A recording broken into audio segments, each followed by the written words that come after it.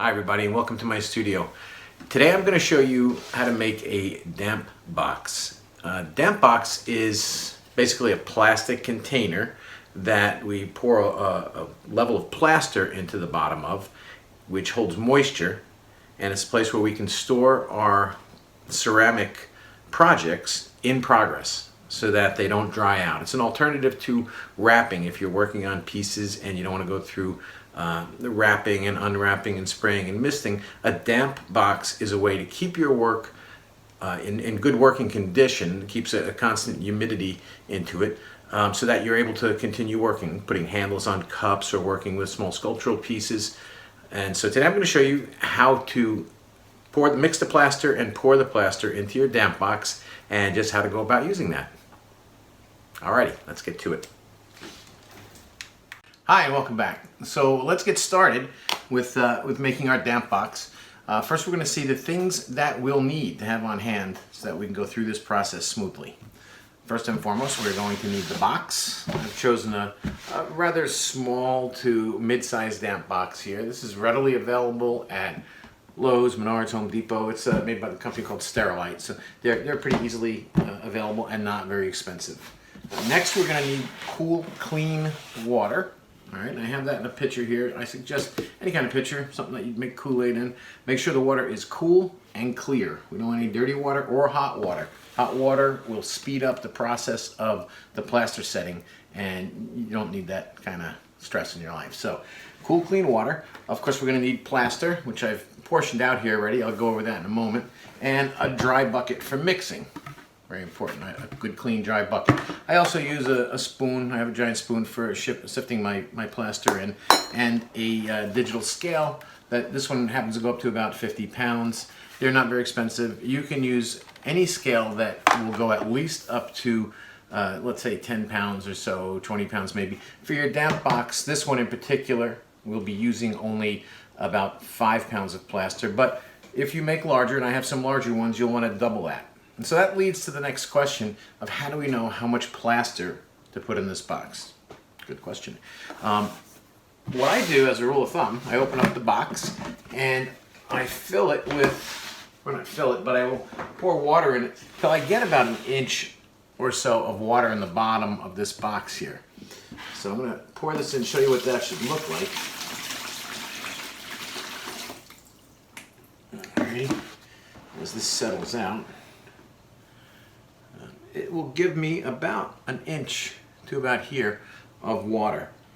All right, so this is 2.5 pounds of water, which is right. So if you're not sure how much water to put in your box, fill it till you get about 1 inch of water in here, and then weigh that water.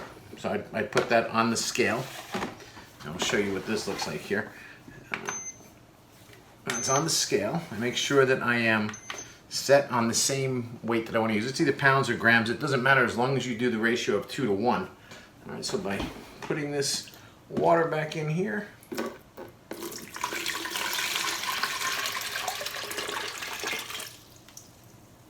okay, we see that we have 2 pounds, 8 ounces, which would give me 2.5 pounds.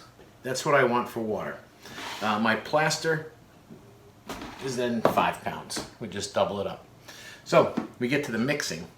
We always want to add our dry ingredients into our wet ingredients. I'm going to readjust our camera and we'll go for the mixing process, show you how that works out. So be back in a moment. Okay guys, I'm back. We're going to start by pouring our cool clean water into our mixing bucket.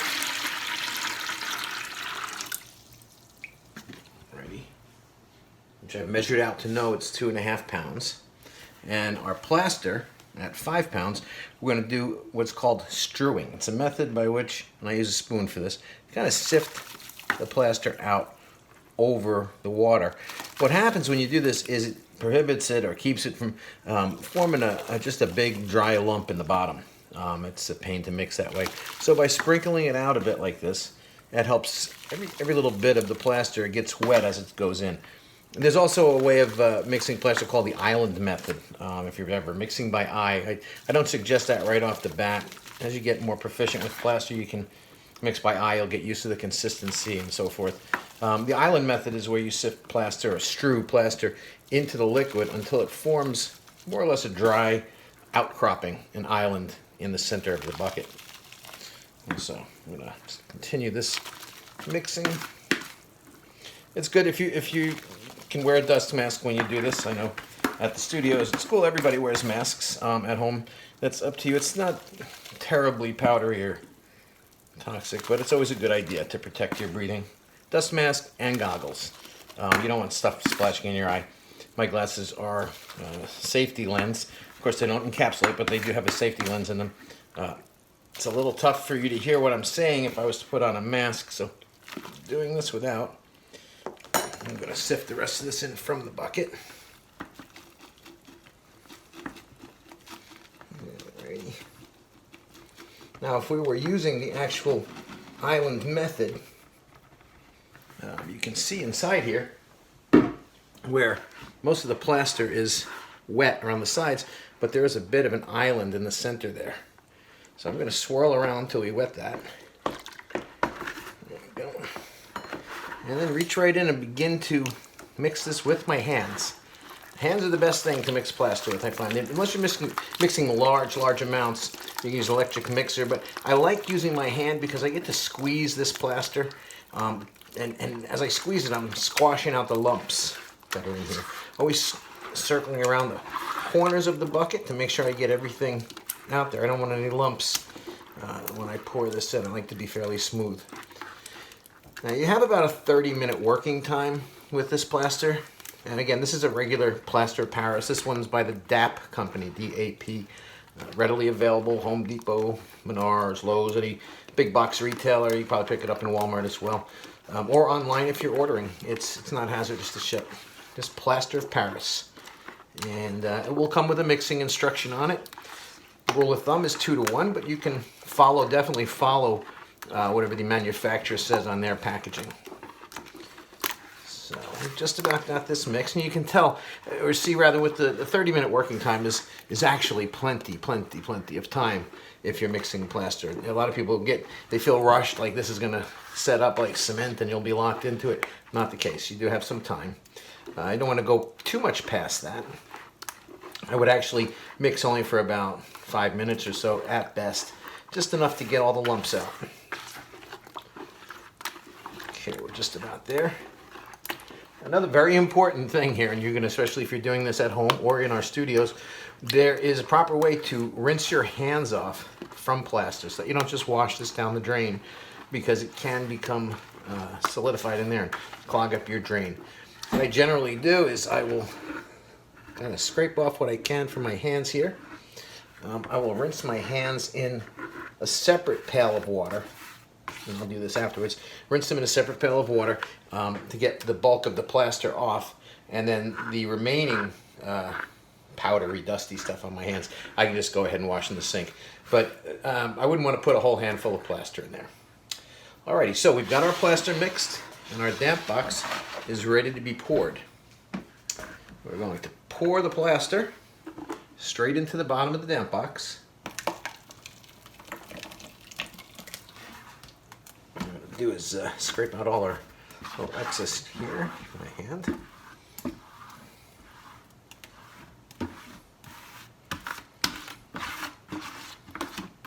Now, when making a damp box, I said about 1 inch in the bottom there.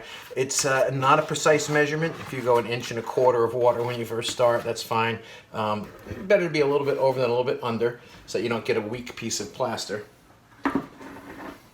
Alrighty. So now that that's all poured into the box, what I'm going to do is give this box just a little bit of shake here, a little bumping, and that will help level out the plaster into the bottom of that box. Now we let this sit for about 30 minutes, and when we come back, we'll see our solid bottom and our damp box, and I'll show you how we store pottery in there. Okay, great. See you in about 30 minutes. Okay, so we're back. It's been about 30 minutes, and as you can see, the plaster is set up in here, otherwise it'd be slumping out. What you're going to notice inside here from some of the splash is these little, let's see if we can get close up them. There's little dots of plaster inside there that have, just from the spatter. What I like to do with that is I run my finger along here and kind of knock those off. And very important when you're storing your clay pieces in the damp box that you do not get plaster in the clay. All right, plaster and clay are enemies. We don't want them to be together. So what I do here is, while this is still a little bit soft, not too soft, I just scratch off some of these little pieces here, and just so I get all the loose stuff off, any little dots that splashed up. And then while holding my hand on this plaster, I just kind of let them come out on the table there. You can see all those little pieces of plastic. Plaster out. Clean a few more out here. And you can always wipe this out with a sponge, just to make sure it's a little bit cleaner. Wipe it out with a sponge. But it is now, let's see, I got a sponge here. It is now ready to use. You can begin storing in this immediately because the plaster does have moisture in it. So it's going to start acting right away. What you'll want to do is, if you're going to store any longer than, let's say, a week, month, like that. A week is usually, I check it out. It's not going to dry that fast, but it can dry up in the summertime, or depending on what your heat is like in the house. So just make it a rule, if you're going to leave pieces in here any longer, to give a little check, see if it's got enough moisture. You can usually tell by the condensation that forms on the outside walls, on the inside rather, of the box, and you'll see that forming. That means the moisture is good. So we have about 1 inch of plaster to the bottom of this box, which is good. The lid is ready to go on, and I have some wares that I'm going to store in here now. So these are pieces that have been recently thrown, and you can see they don't have a bottom trimmed on them yet. So what I'm going to do with them is I'll store them in here. A couple more, no bottoms. Okay. Put my lid on and lock it shut. Okay, that's the damp box. You can see those items being stored in there. Now they will remain in a workable state, so I can attach handles, score and slip handles on, or any kind of carving or designs that I want to put on there. These will stay until I'm ready to work with them again. Alrighty guys, that's a damp box.